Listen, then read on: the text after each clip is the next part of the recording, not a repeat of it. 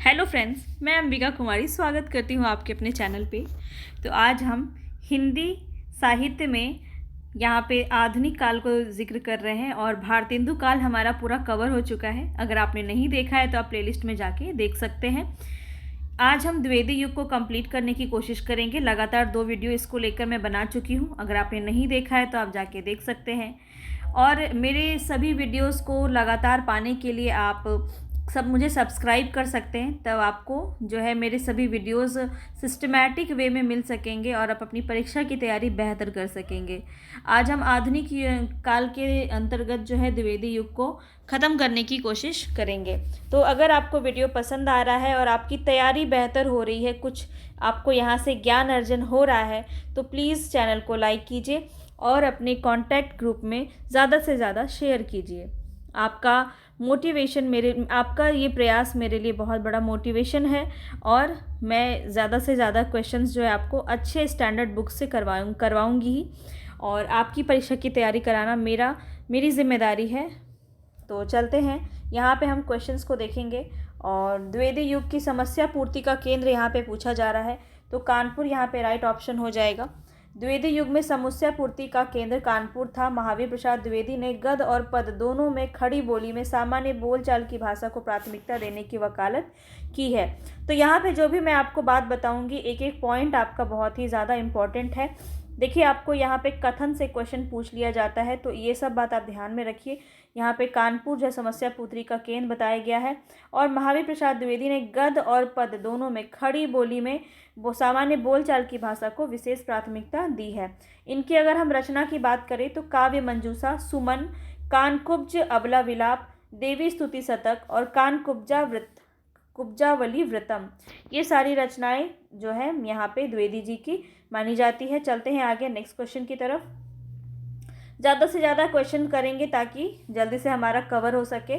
बहुत सारे हमें आधुनिक काल में कंप्लीट करने हैं। चलते हैं नेक्स्ट क्वेश्चन पे। कवि सम्राट की उपाधि किसे दी गई थी? तो कवि सम्राट की बात यहाँ पे की जा रही है, तो यहाँ पे राइट ऑप्शन हो जाएगा अयोध्या सिंह उपाध्याय हरिऔध। देख लेते हैं यहाँ पे जो भी बात आपको बताया गया है, ये आपको फैक्ट्स देखना बहुत ज़्यादा ज़रूरी है। अयोध्या सिंह उपाध्याय हरिऔध को कवि सम्राट की उपाधि दी गई है। अगर मैं बात करूँ, गणपति चंद्र गुप्त ने हरिऔध को आधुनिक काल का सूरदास कहा है। ये हमने काफ़ी बार देख लिया है और अब तक तो आपको ये याद हो गया होगा। हरिऔध कृत प्रिय प्रवास को खड़ी बोली का हिंदी महाकाव्य, प्रथम महाकाव्य माना जाता है। ये भी हमने देख लिया। आगे चलते हैं। ये देखिए, क्वेश्चन आपको कई बार मैं करवा चुकी हूँ, अब तो ये क्वेश्चन आपको बिल्कुल रट गया होगा। इसीलिए मैं कहती हूँ कि क्वेश्चंस को आपको बार बार देखना है, और जब आप प्रैक्टिस करेंगे, प्रैक्टिस ही आपको परफेक्ट बनाएगा। तो हर्मिट और डेजर्टेड विलेज का हिंदी अनुवाद किसने किया? कई बार ये हमने देख लिया है, तो यहाँ पे श्रीधर पाठक राइट ऑप्शन हो जाएगा। आपको नाम भी याद होगा और आप झटपट से कमेंट बॉक्स में नाम बताइए। मैं यहाँ पे आपको इसके बारे में कुछ भी आगे जिक्र नहीं करूँगी। मैं देखना चाहती हूँ कि जो भी वीडियो मैं आपको करवाती हूँ, जो भी तैयारी करवाती हूँ, वो आप तक पहुँचता है कि नहीं, आपको समझ में आता है कि नहीं। तो कमेंट बॉक्स में मुझे ज़रूर बताएं। आगे चलते हैं। हिंदी में स्वच्छंदता शब्द का सर्वप्रथम प्रयोग किसने किया? तो स्वच्छंदता शब्द का प्रयोग सबसे पहले किसने किया था? मुकुरधर पांडे में। बिल्कुल याद रखेंगे, बहुत ज़्यादा इंपॉर्टेंट क्वेश्चन है। देखिए, DSSS PGT में आया हुआ क्वेश्चन है आपका। यहाँ पे देखिए, मैं बता दूं आपको कि स्वच्छंदता प्रयोग जो है सर्वप्रथम मुकुरधर पांडे ने किया, और आचार्य रामचंद्र शुक्ल ने छायावाद का प्रवर्तक स्वीकार किया है मुकुरधर पांडे को। लोचन प्रसाद पांडे के अनुज यानी छोटे भाई माने जाते हैं। इन्हें पांडे बंधु भी कहा जाता है। आगे चलते हैं। किस साहित्यकार ने राष्ट्र यानी मातृभूमि को सगुण मूर्ति सर्वेश की कहकर इसकी वंदना की है? तो किसने की है? मैथिली शरण गुप्त। यहाँ पे राइट ऑप्शन ए हो जाएगा। चलते हैं आगे। प्रकाशन वर्ष की दृष्टि से बताना है मैथिली शरण गुप्त की रचना में।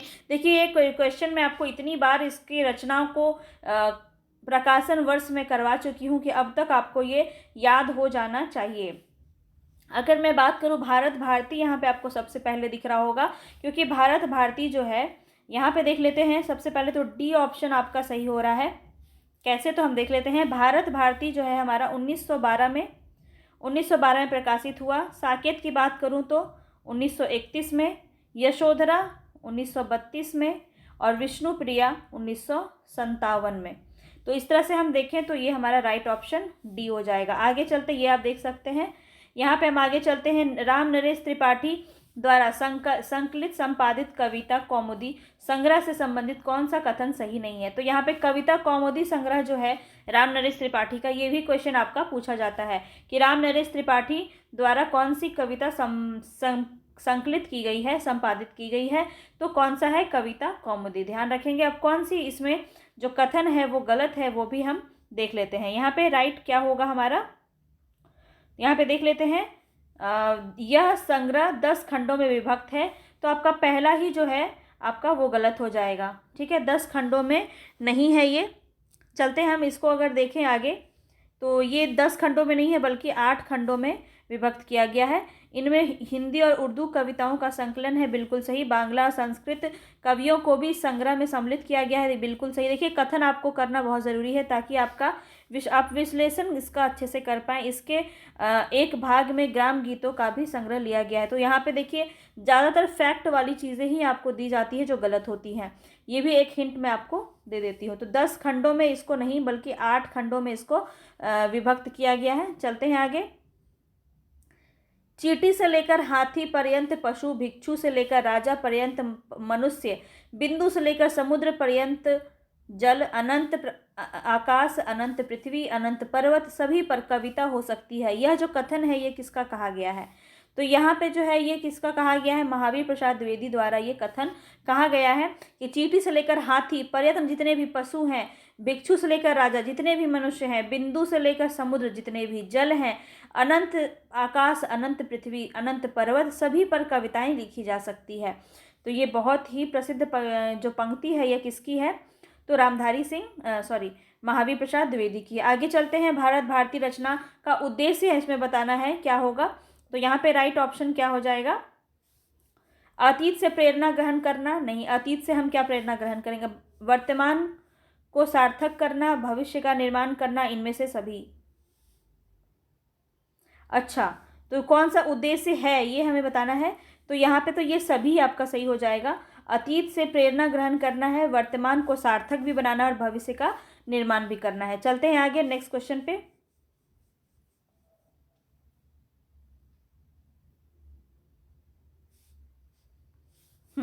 आगे हमारा हरिऔध कृत उस महाकाव्य का नाम लिखिए जिसमें संस्कृत छंदों का प्रयोग हुआ है। तो यहाँ राइट ऑप्शन हो जाएगा बी।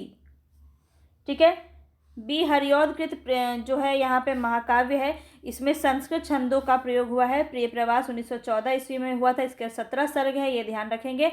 इसमें कृष्ण के बचपन से लेकर मथुरा प्रस्थान तक का वर्णन किया गया है। आगे चलते हैं। देखिए, ये भी आपको मैंने बहुत पहले ही बता दिया था कि प्रिय प्रवास सर्वप्रथम नाम क्या था, ब्रजांगना विलाप था, ये भी ध्यान रखेंगे। आगे चलते हैं। किस कवि को राष्ट्र कवि की उपाधि मिली है, तो किसको मिली है, यहाँ पे मैथिली शरण गुप्त को मिली है राष्ट्र कवि की उपाधि। ठीक है, इनकी रचनाओं को आप देख लीजिए, लगातार हम देख रहे हैं। रंग में भंग, जयदत्त वध, किसान विकट भट्ट, गुरुकुल, साकेत, भारत भारती, झंकार, यशोधरा, द्वापर, जय भारत, विष्णुप्रिया, सिद्धराज, हिंदू, वैतालिक और पंचवटी। चलते हैं आगे नेक्स्ट क्वेश्चन पे। द्विवेदी युग का जागरण काल किसने कहा। देखिए, जागरण काल किसने कहा है यहाँ पे बताना है आपको। तो किसने कहा था, डॉक्टर नगेंद्र ने कहा था। ठीक है, डॉक्टर नगेंद्र ने जागरण काल कहा है। और पुनर्जागरण काल किसे कहा है, तो भारतेंदु। आगे चलते हैं। यहाँ पे कुछ आपको देखने वाली चीज़ है, ये देख लीजिए यहाँ पे। तो डॉक्टर नगेंद्र ने जागरण सुधार काल कहा है। समय अवधि अगर पूछा जाए तो 1900 से 1918 ईस्वी तक माना है। आचार्य शुक्ल ने द्विवेदी युग को नई धारा द्वितीय उत्थान के अंतर्गत रखा है। देखिए, आचार्य रामचंद्र शुक्ल ने क्या कहा है, तो नई धारा द्वितीय उत्थान के अंतर्गत इसको रखा है और 1893 से 1918 तक का समय इसमें माना है। तो प्रश्न में जागरण काल दिया गया है, डॉक्टर नगेंद्र ने जागरण सुधार काल नाम दिया था। ये भी यहाँ पे आपको जो है नोट करके बताया गया है कि देखिए, आप ऑप्शन की दृष्टि से अगर देखा जाए तो हमारा द्विवेदी जी ही सही होते हैं, लेकिन नगेंद्र यहाँ पे सही होते हैं। लेकिन द्विवेदी युग को नगेंद्र ने क्या कहा था, तो जागरण सुधार काल कहा था। आगे चलते हैं। दिवस का अवसान समीप था। काफ़ी बार ये क्वेश्चन हमने कर लिया है। ठीक है, तो यहाँ पे अब आपको आसानी से इसका आंसर समझ में आ जाएगा। तो यहाँ पे अयोध्या सिंह उपाध्याय हरिऔध का ये पूरा पंक्ति है। दिवस का अवसान समीप था, गगन था कुछ लोहित हो चला। आगे चलते हैं, इस पर हम ज़्यादा समय नहीं देंगे। आगे चलते हैं, द्विवेदी युग का कौन सा कवि है जिसने सारी रचनाएं ब्रजभाषा में की है। अब सारी रचनाएं किसने की हैं, तो जगन्नाथ दास रत्नाकर की जो रचना है वो पूरे ही ब्रजभाषा में रचित है। और जबकि उपनाम से ये उर्दू में लिखते थे, ये भी बात आपको ध्यान रखना है। गंगा अवतरण, उद्धव शतक, हरिश्चंद्र, हिंडोला, श्रृंगार लहरी, कलकासी और विराष्टक, ये सभी रचना जो है रत्नाकर की रचना है, ध्यान रखेंगे। जयदत्त वध रचना किसकी है, हमने काफ़ी बार इसको कर लिया है, तो यहाँ मैथिली शरण गुप्त राइट ऑप्शन हो जाएगा। ठीक है, जयदत्त वध। आगे चलते हैं, माइकेल मधुसूदन दत्त कित मेघनाथ वध का हिंदी अनुवाद किसने किया। माइकेल मधुसूदन के द्वारा लिखा गया है मेघनाथ वध, इसका हिंदी अनुवाद किसने किया है, तो किसने किया है, मैथिली शरण गुप्त ने किया है। ठीक है, मैथिली शरण गुप्त ने किया है। यहाँ पे देख लीजिए, माइकेल मधुसूदन दत्त के मेघनाथ वध का हिंदी अनुवाद मैथिली शरण गुप्त ने मधुप उपनाम से किया है। ठीक है, मधुप नाम से किया है। इनके अनुदित काव्य और कौन कौन से हैं, प्लासी का युद्ध, मेघनाथ वध और वृत्त संहार। आगे चलते हैं, काव्य मंजूषा के रचयिता कौन है। काव्य मंजूषा के रचयिता कौन हो जाएंगे, महावीर प्रसाद द्विवेदी। चलते हैं आगे, मैथिली शरण गुप्त की कौन सी रचना नहीं है, तो यहाँ पे आपको पहला ही ऑप्शन देखते ही समझ में आ जाएगा कि ये हरिऔध की रचना है। और यहाँ पे बाकी सब जो है, बाकी रंग में भंग भी मैथिली शरण गुप्त की है, पंचवटी भी और जयदत्त वध भी। आगे चलते हैं नेक्स्ट क्वेश्चन की तरफ। क्वेश्चंस बहुत सारा है, तो कितने क्वेश्चंस आपका सही हो रहा है ये भी मुझे बताते हुए चलिएगा। आपका प्रैक्टिस कैसा चल रहा है, कितने क्वेश्चंस आपके सही हो रहे हैं। राम नरेश त्रिपाठी की नहीं है कौन सी रचना, वो हमें बताना है। तो पथिक तो इन्हीं की रचना है, स्वप्न भी इन्हीं की रचना है और मिलन भी इन्हीं की रचना है। तो यहाँ शांत पथिक जो है यह किसकी रचना है, तो ये आपका श्रीधर पाठक की रचना है, ये भी ध्यान रखेंगे, जो कि अनुदित रचना थे, इसको हमने कई बार देखा है। आगे चलते हैं, उपाध्याय अयोध्या सिंह उपाध्याय हरिऔध का प्रसिद्ध काव्य कौन सा है, तो अयोध्या का प्रसिद्ध काव्य कौन सा है, यहाँ पे प्रिय प्रवास, जो खड़ी बोली का प्रथम महाकाव्य भी माना जाता है। यहाँ पे आगे आप बाकियों का भी देख सकते हैं। आगे चलते हैं, मैथिली शरण गुप्त की रचना कौन सी नहीं है, कौन सी नहीं है, तो ये देखिए भारत भारती इन्हीं की रचना है, जयदत्त वध भी इन्हीं की रचना है और यशोधरा भी इन्हीं की रचना है। तो प्रेम पथिक यहाँ पे राइट ऑप्शन हो जाएगा। प्रेम पथिक किसकी रचना है, तो जयशंकर प्रसाद की रचना है। ठीक है, चलते हैं आगे। शुक्ल जी के अनुसार मैथिली शरण गुप्त हैं किस प्रकार के कवि हैं, राष्ट्रवादी, जनवादी, कवि सम्राट या फिर सामंजस्यवादी कवि। तो शुक्ल जी के अनुसार मैथिली शरण गुप्त को उन्होंने क्या कहा है, सामंजस्यवादी कवि कहा है। बाकियों का भी आप देख लीजिए कि इन्होंने और किसने क्या उपाधि दिया था। तो यहाँ पे देख लेते हैं, शुक्ल जी के अनुसार जो है मैथिली शरण गुप्त को सामंजस्यवादी कवि कहा जाता है। और उन्होंने स्वयं को क्या कहा है, कौटुंबिक कवि मात्र कहा है। कौटुंबिक कवि मात्र उन्होंने अपने आप को स्वयं को कहा है। इन्हें भारत भारती लिखने पर महात्मा गांधी ने क्या उपाधि दिया, राष्ट्र कवि का उपाधि इनको दिया गया था। और कवि सम्राट जो है अयोध्या सिंह उपाध्याय हरिऔध को कहा जाता है। कवि सम्राट जो है, कवि सम्राट किसे कहा जाता है, तो हरिऔध को कहा जाता है, अयोध्या सिंह उपाध्याय को कहा जाता है। ये भी बात आप ध्यान रखेंगे। चलते हैं आगे। गुप्त जी वास्तव में सामंजस्यवादी कवि हैं, प्रतिक्रिया का प्रदर्शन करने वाले अथवा मद में झूमने वाले कवि नहीं। तो ये मैथिली शरण गुप्त के बारे में यह किसने कहा, अभी अभी हमने देखा रामचंद्र शुक्ल ने ही क्या कहा था, सामंजस्यवादी कवि कहा था। चलते हैं आगे नेक्स्ट क्वेश्चन पे। नेक्स्ट क्वेश्चन है हमारा, मैथिली शरण गुप्त की निम्नलिखित रचनाओं में से कौन सी अनुदित है, मौलिक नहीं। तो मौलिक यहाँ पे नहीं बताना है, अनुदित कौन सा है, तो यहाँ पे मेघनाथ वध अभी हमने देखा था, जो कि इनका अनुदित रचना है। ठीक है, केवीएस पीजी में पूछा गया क्वेश्चन है। देखिए मौलिक रचनाएं कौन कौन सी है, अनुदित इनकी देखिए कौन कौन सी है, तो पलासी का युद्ध, वृत्त संहार और एक अभी मेघनाथ वध भी हमने देखा। ठीक है, मेघनाथ वध। ठीक है, और अगर मौलिक रचना में बात की जाए तो रंग में भंग, जयदत्त वध, जय भारत, नहुस, किसान, विकट भट्ट, गुरुकुल, भारत भारती, झंकार, द्वापर, विष्णुप्रिया, वैतालिक, सिद्धराज, यशोधरा, हिंदू, पंचवटी, साकेत। और अगर हम बात करें इसमें हिंदी साहित्य में रामचरितमानस, देखिए बहुत ही इंपॉर्टेंट पॉइंट मैं आपको इसमें बता रही हूँ। हिंदी साहित्य में रामचरितमानस के बाद राम काव्य का दूसरा स्तंभ अगर माना जाता है तो साकेत को माना जाता है, जो मैथिली शरण गुप्त की रचना है। और मैथिली शरण गुप्त की रचना भारत भारती 1912 में प्रकाशित हुई। इस रचना की मूल प्रेरणा उनको कहाँ से मिली? तो मुदस्सदे हाली तथा ब्रजमोहन दत्तराय कैफी की रचना भारत दर्पण पुस्तक से इन्हें यह क्या मिली? प्रेरणा मिली भारत भारती लिखने की। ठीक है, ये सब बात काफ़ी इंपॉर्टेंट है और मैं काफ़ी बार आपको जिक्र कर रही हूँ। आप पहले के मेरे सारे वीडियोस को देखिए, बार बार इसका जिक्र हुआ है जो कि आपको याद हो जाएगा। मेरे चपल यौवन बाल अचल अंचल में पड़ा सो मचल कर मत साल, ये काव्य पंक्तियां किसकी द्वारा रचित है? तो यहाँ पे ये मैथिली शरण गुप्त द्वारा रचित है। मेरे चपल यौवन बाल अचल अंचल में पड़ा सो मचल कर मत साल। तो यहाँ पे हमने देखा केवल मनोरंजन ना कवि कर्म होना चाहिए, उसमें उचित उपदेश का भी मर्म होना चाहिए। इस तरह की पंक्ति जो है किसकी है? मैथिली शरण गुप्त की है। आगे चलते, मधुप उपनाम से काव्यानुवाद करने वाले कवि इनमें से कौन है? तो कौन हो जाएंगे? मैथिली शरण गुप्त। आगे चलते, मधुप उपनाम से लिखते थे, ये बात आपको ध्यान रखना है। आगे हम चलते हैं तो यहाँ देख लेते हैं। नेक्स्ट क्वेश्चन है हमारा, राम तुम मानव हो ईश्वर नहीं हो क्या? विश्व में रमे हुए नहीं सभा कहीं हो क्या? तब मैं निरीश्वर हूँ ईश्वर क्षमा करे, तुम न रमो तो मन तुम में रमा करे। आधुनिक दृष्टिकोण से प्रेरित मैथिली शरण गुप्त ने राम के विषय में यह काव्योक्ति किस काव्य ग्रंथ में कही है? बहुत ही ज़्यादा इंपॉर्टेंट क्वेश्चन है। ये पंक्ति आपकी बहुत ज़्यादा पूछी जाती है, राम तुम मानव हो ईश्वर नहीं हो क्या? तो ये जो पंक्ति है ये किसकी? साकेत से ली गई है। यह पंक्ति आप ध्यान रखेंगे, मैथिली शरण गुप्त की रचना है। आगे चलते हैं। ठीक है, देखिए आप यहाँ पे देख सकते हैं। आगे चलते हैं हम यहाँ पे, दिवस का अवसान समीप था, गगन था कुछ लोहित हो चला, तरु शिखर पर थी जब राजती कमलिनी कुल वल्लभ की प्रभा। ये पंक्ति किसकी है? यहाँ पे बताना है कि इस पंक्ति का आशय क्या है। ठीक है, थोड़ा सा इस बार डिफरेंट किया है इसको। ठीक है, यहाँ पे इस तरह से क्वेश्चन है। ठीक है, हम देख लेते हैं यहाँ पे इसका मीनिंग बताना है, इसका मतलब क्या यहाँ पे कहा गया है।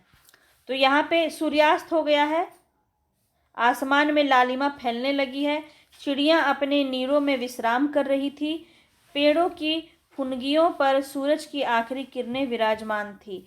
तो यहाँ पे देखिए इसका आशय आपको बताना है, गगन था कुछ लोहित हो चला, मतलब आसमान में लालिमा फैलने लगी थी, तो आपका बी सही है। चिड़ियाँ, यहाँ पे चिड़ियाँ की बात नहीं की जा रही है। तरु शिखर पर थी अब राजती कमलिनी कुल वल्लभ की प्रभा, यानी पेड़ों की फुनगियों पर, तरु शिखर पर फुनगियों पर सूरज की आखिरी किरणें विराजमान थी, मतलब बी और डी आपका सही होना चाहिए। बी और डी आपका सही होना चाहिए। यहाँ पे देख लीजिए आप, बी और डी किस में है? ऑप्शन बी में है। बी और डी आपका राइट ऑप्शन है।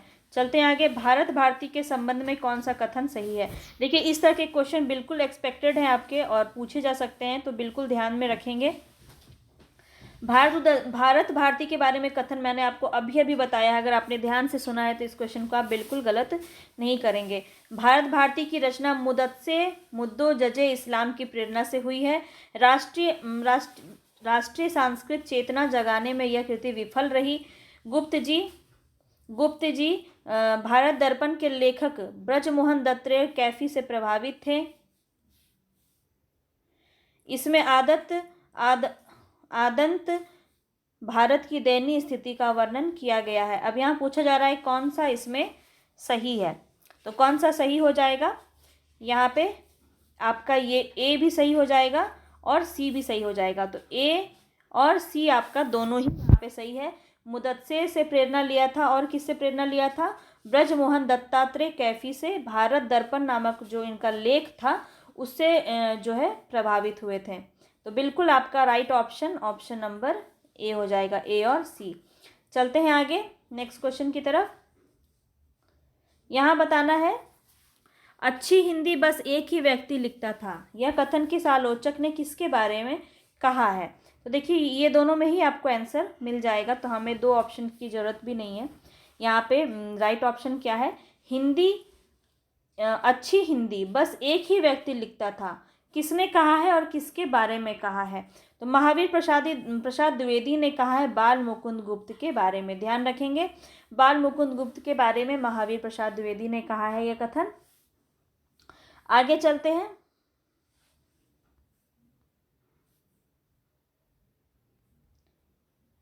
नेक्स्ट क्वेश्चन है, मैथिली शरण गुप्त ने इतिहास के उपेक्षित नारी पात्र को निम्न पुस्तक में प्रतिष्ठित किया।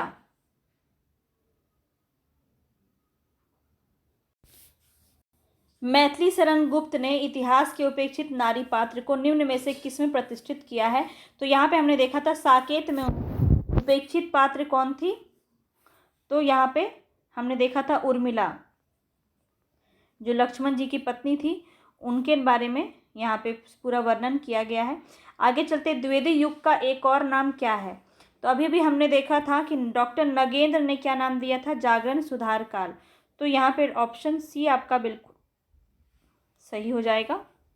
ठीक है, यहाँ पे देख लीजिए, द्विवेदी युग को एक और नाम जागरण सुधार काल कहा डॉक्टर नगेंद्र के द्वारा, जबकि राम कुमार वर्मा ने आदि काल को संधि काल या चारण काल नाम दिया है तथा शुक्ल जी ने आदि काल को गद्य काल नाम दिया है।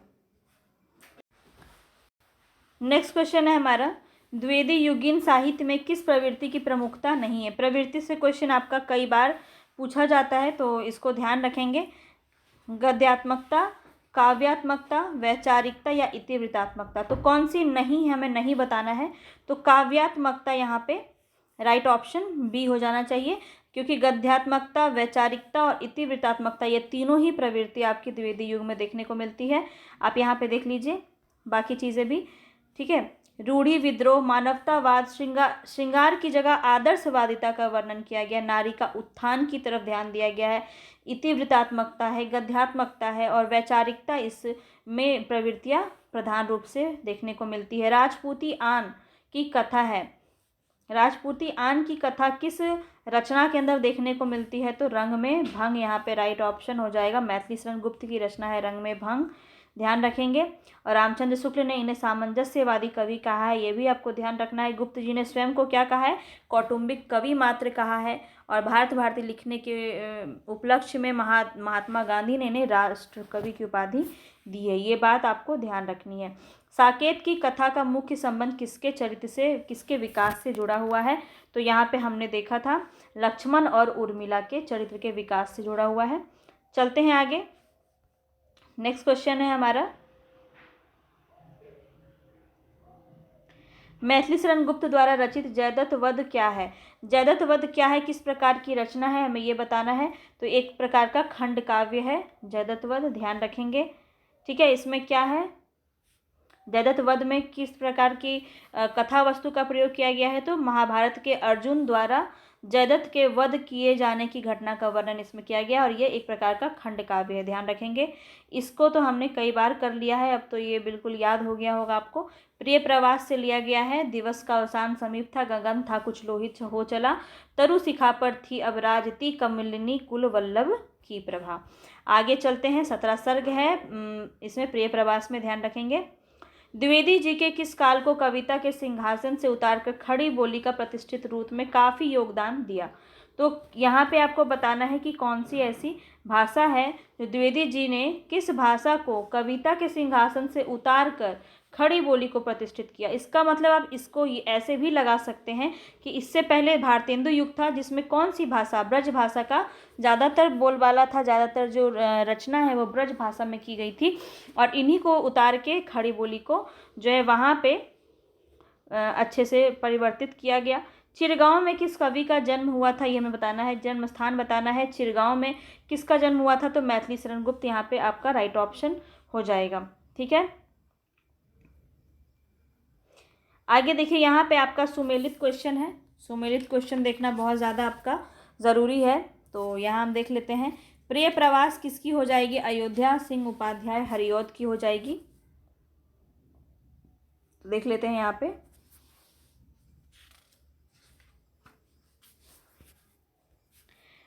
प्रिय प्रवास किसकी हो जाएगी? उपाध्याय हरिऔध की हो जाएगी, अयोध्या सिंह उपाध्याय हरिऔध की।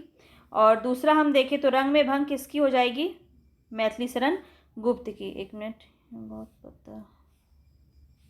और मृत्युंजय किसकी हो जाएगी? राय देवी पूर्ण की। और पथिक किसकी हो जाएगी? रामनरेश त्रिपाठी की। फिर से देख लीजिए, प्रिय प्रवास किसकी होगी? प्रिय प्रवास किसकी होगी? हरिऔध की। ठीक है, प्रिय प्रवास होगी हरिऔध की। रंग में भंग होगी मैथिली शरण गुप्त की। मृत्युंजय होगी राय देवी प्रसाद पूर्ण की और पथिक होगी राम नरेश त्रिपाठी की।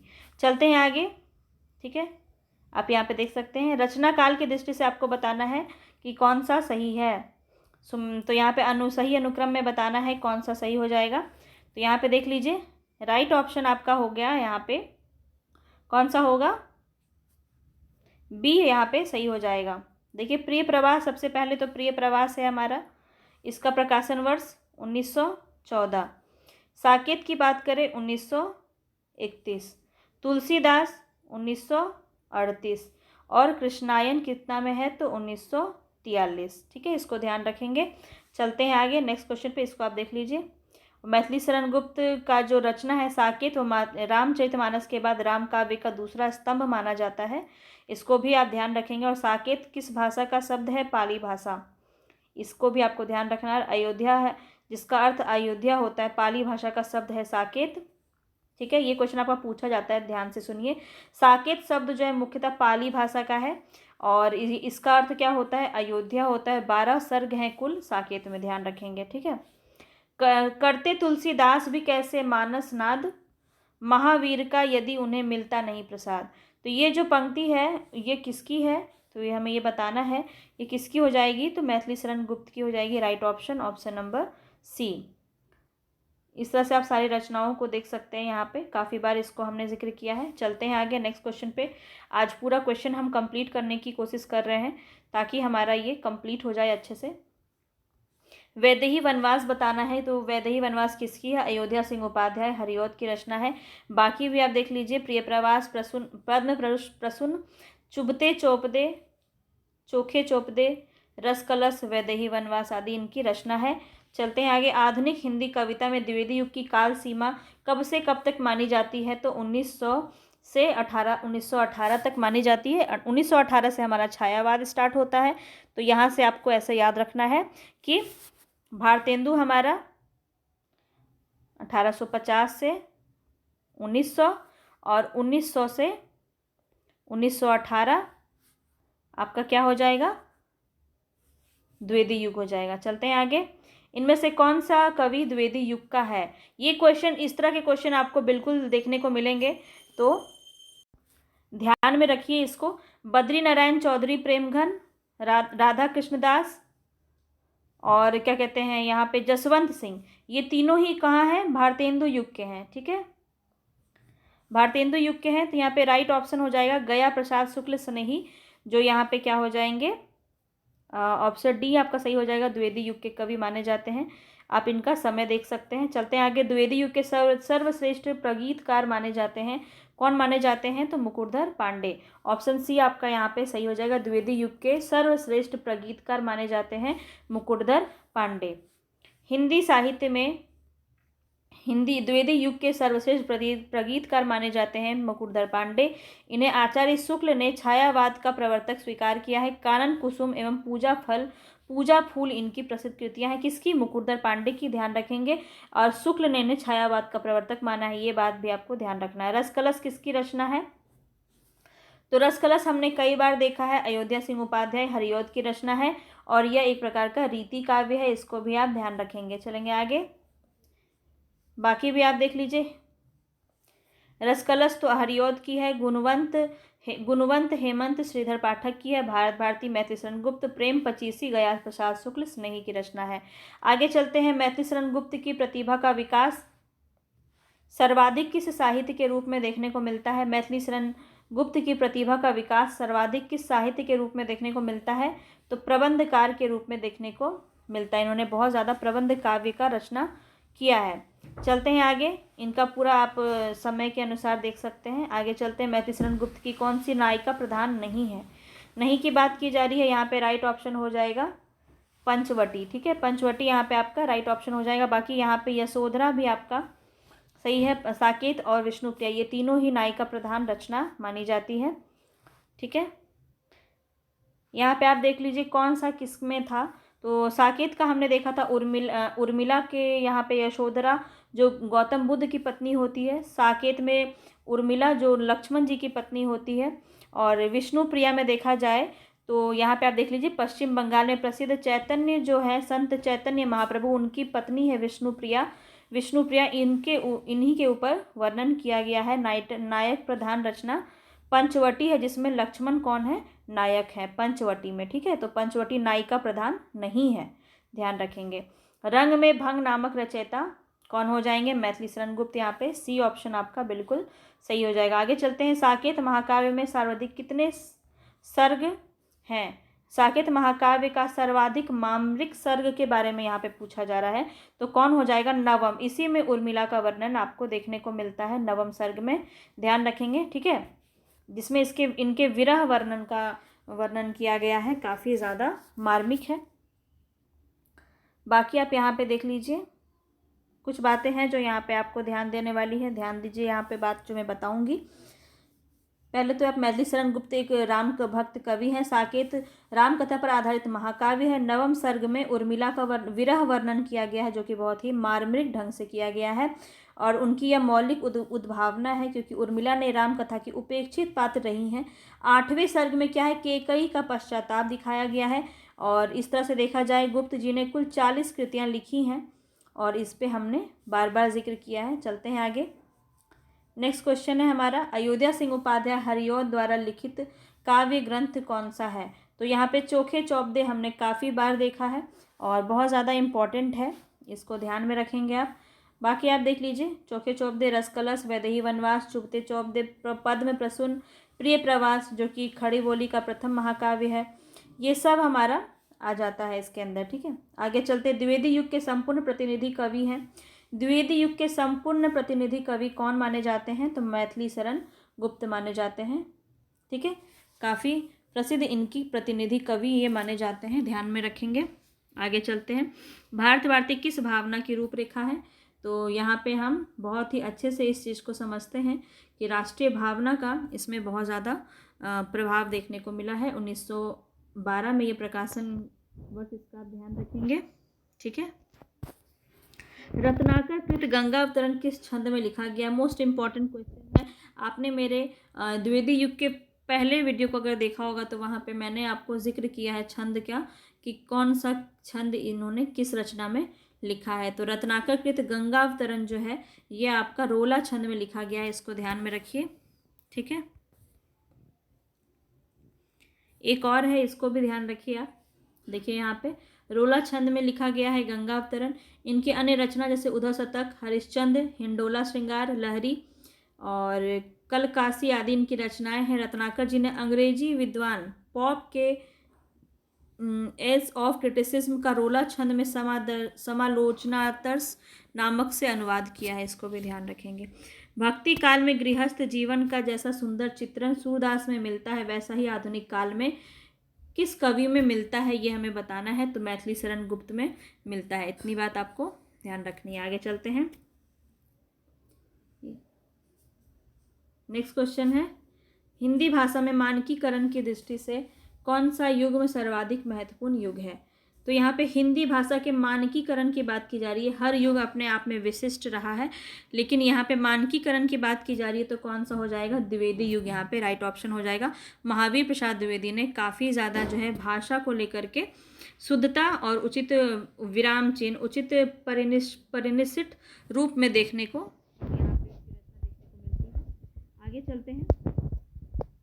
किसान के रचनाकार बताना है, किसान के रचनाकार कौन हो जाएंगे। तो यहाँ पे राइट ऑप्शन हो जाएगा मैथिली शरण गुप्त, यहाँ पे राइट ऑप्शन हो जाएगा, ठीक है। यहाँ पे जितनी रचना है इसको आप फिर से देख सकते हैं या फिर इसका स्क्रीनशॉट आप ले सकते हैं। साकेत में कितने सर्ग हैं, कितनी बार मैंने आपको बताया है, ध्यान में रखेंगे इसको।